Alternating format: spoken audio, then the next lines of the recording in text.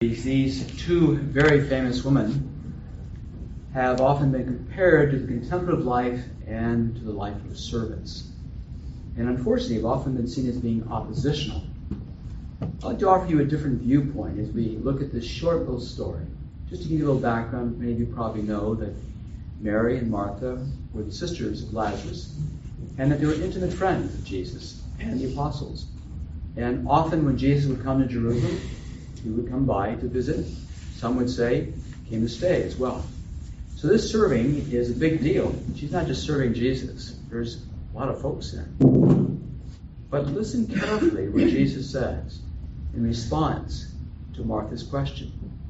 Aren't you concerned that I'm basically doing all the work? Tell her to help me. Jesus never responds to the request. Have you noticed that? He doesn't turn to Mary and say, you should do what's culturally appropriate. Take care of the rest of us men, etc. But he speaks to her heart. You see, she was an intimate friend. He knew her. He speaks to her heart and says, you are anxious and worried. That's the key. The key is that Jesus is concerned about her heart. It's in turmoil. It's not just about the service. It's that she's living both in the past and the future. She's anxious because she's thinking about, this probably wasn't the first time her sister's done this to her. She's worried, is this going to continue? And Jesus tries to calm her down by saying, your sister has chosen the better part.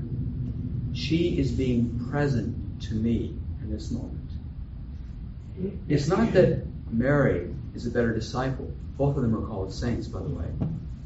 Rather, she has chosen the great wisdom of how do you balance your life with your responsibilities and a vibrant, present-centered relationship with the Lord. That's the key. It's a very famous story from the Jesuit fathers and mothers about a businessman who approached one of the elders in the monastic community. And he said, what am I to do? How am I to deepen my relationship with God? This is my business. And the wise monk replied, a fish perishes outside the water, just as a man perishes outside the monastery.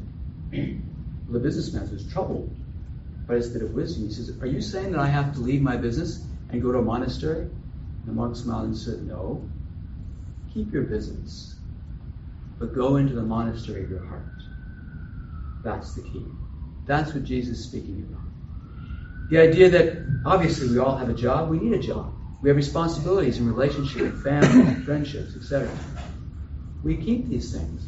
Part of what it means to be a responsible human being working in society. However, if we are to grow as disciples of Jesus, we are to find a way of connecting with the present moment, of being in that monastic enclosure in our heart.